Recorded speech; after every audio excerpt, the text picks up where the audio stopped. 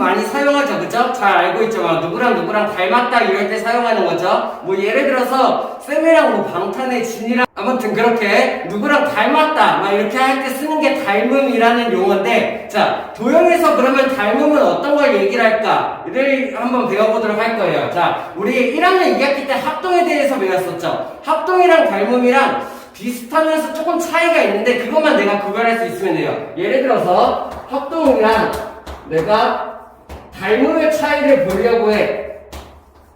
합동은 어떤 애들이 합동이었어? 완전히 모양이랑 크기가 완벽히 똑같은 애들이었죠. 그래서 합동을 생각할 때는 모양이랑 크기가 완벽히 똑같은 애들이다 이렇게 생각을 하면 돼요. 모양도 똑같고 크기도 완벽히 똑같은 애들, 그런 애들이 합동이라고 배웠잖아. 그러면서 합동 조건에 대해서 배웠었죠. 그죠? 자, 닮음은 그러면 어떤 아이들이냐면은 모양은 똑같은데 크기는 다른 애들이라고 생각을 하면 돼요. 이렇게 같은 모양인데 크기는 다른 애들. 닮음의 정의라고 해가지고 예를 들어서 어떤 도형을 일정한 비율로 늘리거나 아니면은 축소시켰을 때 그때 합동이 되는 도형을 닮음이라고 하는데, 예를 들어서 이런 거야. 모양은 이런 식으로 똑같아요. 근데 크기가 좀 다른 거죠. 이렇게 이런 거. 모양은 똑같은데 크기가 다른 거. 이러면 합동이 아니지, 그치? 왜? 합동은 모양도 똑같고 크기도 완벽히 똑같은 애들이어야 되니까. 물론 합동 조건을 따라야 하지만. 근데 닮음은 모양은 똑같은데 크기는 다른 아이들이다 이런 식으로 생각을 하면 돼. 예를 들어서 그렇기 때문에 닮음의 정의는 요 도형을 일정한 비율로 이렇게 늘렸을 때, 혹은 요 도형을 일정한 비율로 이렇게 축소시켰을 때 그때 합동이 만들어지는 아이들, 걔네들을 닮음 도형이라고 한다라는 얘기예요. 이해돼요? 그러면 이런 거 기호에 대해서 한번 알아봐야겠죠. 우리 합동 기호 배웠나요? 이렇게 해서 같다라고 쓰면은 넓이가 같다를 뜻하는 거고, 짝대기를 하나를 더 그어서 넓이가 같을 뿐만 아니라 완전히 그냥 모양까지 똑같다. 완전 이런 합동 기호를 배웠었죠. 그죠? 기억해요? 닮음은 어떤 기호를 쓰냐면은 요렇게 만들어요.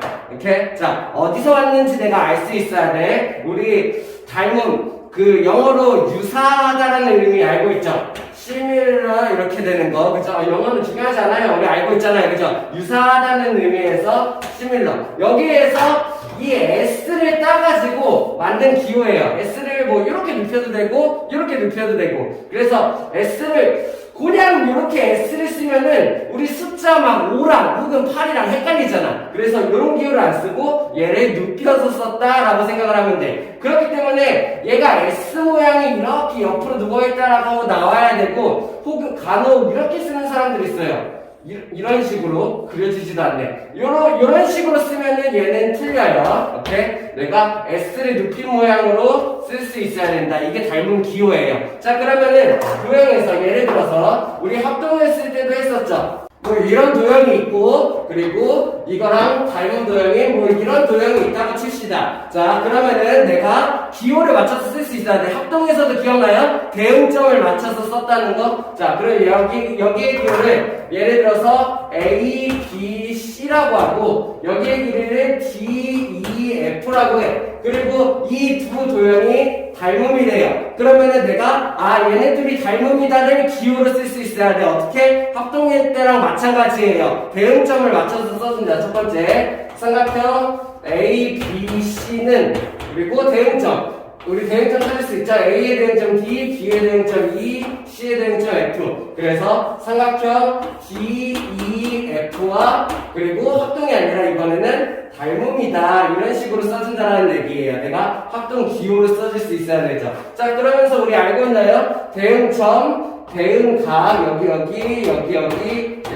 대응각이 될 거고, 그 다음에 여기 있는 이변이랑 이변, 대응변이 되겠죠? 그리고 여기 있는 이변이랑 이변이 대응변이 되겠죠. 이런 용어 알고 있죠? 그래서 이런 닮은 도형을 이제 어떻게 찾냐? 그러면은 닮음도 조건이 있어요. 우리 합동 찾을 때 그냥 똑같아 보인다고 합동이라고 하지 않았죠? 합동 조건을 이용해가지고 합동 조건이 맞으면은 얘가 합동입니다 이렇게 얘기했었잖아. 마찬가지로 닮음도 닮음 조건을 확인해서 얘네가 닮음입니다 얘기하는 조건들이 있어요. 이렇게 그 닮음 조건에 대해서는 다음 시간에 배우도록 할 거고, 자, 어떻게 그리든 항상 합동인 도형이 있어. 내가 그래서 항상 합동인 도형에 대해서 알아봐야 되는데 이런 거예요. 자, 요것도 중요하니까 한번 알아두고 넘어가죠. 항상 합동인 도형.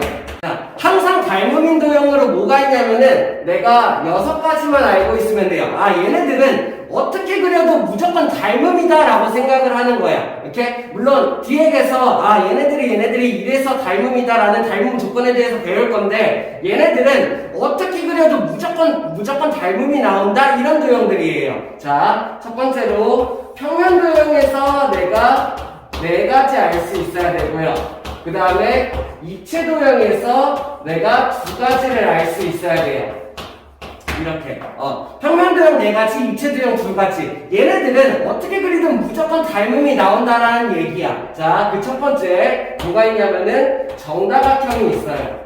오케이? 우리 정다각형 알고 있나요? 뭐예요? 정삼각형, 정사각형, 정오각형, 정육각형, 정칠각형, 정팔각형 이런 애들이 다 합쳐서 정다각형이라고 했죠. 걔네들은 어떻게 그리던 정삼각형이라고 치면 어떻게 그리던 무조건 다 닮음이라는 얘기예요. 이렇게 이해돼요? 항상 그런 거. 자, 그 다음에 여기에서 한 단계 발전했다고 생각하면 돼. 입체 도형에서 어떤 게 항상 닮음이냐? 정다면체가 가능해요.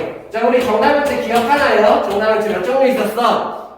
5종류가 있었죠. 그죠? 뭐 있었어요? 정사면체, 정육면체, 정팔면체, 정십이면체, 정이십면체. 걔네들은 어떤 크기로 그리던 무조건 닮음이 된다 이런 얘기예요. 됐어? 자, 그 다음에 세 번째 평면 도형에서 원은 어떤 크기로 그리던 무조건 닮음이에요. 이렇게 그리던 무조건 원은 닮음 도형이 나온다라는 얘기야. 이렇게 이해돼? 왜? 일정한 크기로 비율을 늘렸을 때 합동이 되는 애들이 만들어진다라는 얘기. 자, 그러면은 원에서 또 입체로 발전해가지고 어떤 게 있어? 구야. 구 같은 경우는 예를 들어서 이렇게 생긴 구나 이렇게 생긴 구, 이렇게 생긴 구, 이렇게 생긴 구. 자, 구는 어떤 크기를 그려도 무조건 다 닮음이 나온다는 거죠. 됐어요? 다음 5번째로 중심각이 같아야 돼. 같은 부채꼴. 오케이? 자, 내가 부채꼴을 그리게 되는데 예를 들어서 부채꼴을 어떻게 그리든 같은 중심각으로 뭐 이만큼의 중심각을 갖고 있다고 하죠. 자, 그러면 이 중심각을 가지고 부채꼴을 이렇게 그릴 수도 있고 이렇게 그릴 수도 있고 이렇게 그릴 수도 있고 뭐 이런 식으로 그릴 수가 있는 거죠. 근데 얘네들이 중심각이 같다면은 얘네들은 항상 닮음 도형이 나온다라는 얘기예요. 일정한 길이의 비율을 늘렸을 때 무조건 닮음이 된다 이런 얘기죠. 됐어요? 중심각이 같은 부채꼴. 자, 하나 더. 직각 이등변 삼각형. 직각 이등변 삼각형도 마찬가지. 예를 들어서 내가 가운데가 직각이죠. 그죠? 이거랑 비슷한 느낌이에요. 가운데가 직각이고 이렇게 그리거나 이렇게 그리거나 이렇게 그리거나 이런 식으로 그려서 내가 직각 이등변 삼각형을 만들 수 있죠. 이렇게 만든 직각 이등변 삼각형은 항상 닮음이라는 얘기예요. 자, 그래서 항상 닮음인 도형 6가지 기억해둬요. 평면에서 4개, 입체 도형에서 2개가 있는데 평면 도형에서 뭐가 있어? 정다각형, 원, 그리고 중심각이 같은 부채꼴, 직각 이등변 삼각형. 이 4가지는 어떻게 그려도 닮음이 나온다. 입체 도형에서는 정다면체랑 구. 얘네들은 이 6가지는 어떤 식으로 그림을 그려도 무조건 닮음 도형이 된다. 이런 얘기예요.